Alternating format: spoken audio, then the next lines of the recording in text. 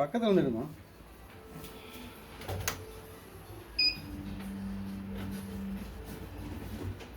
மழை இவன் டேபிளில் வீடியோ எடுக்கிறதே பெரிய அதிசயம் சார்.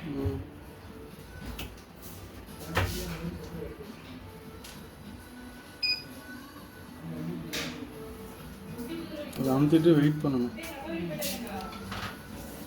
எதுக்குங்க சார்? மீன் குழம்பு வேணுமா? ஒரு வீடியோவாக வச்சா வந்து மாட்டேங்குது. அப்போ இது அது நான் டச் ப்ராப்ளம் இல்லைங்க சார். ஐ மீன் டச் மாற்றினதுக்கப்புறம் அதில் வர ப்ராப்ளம்.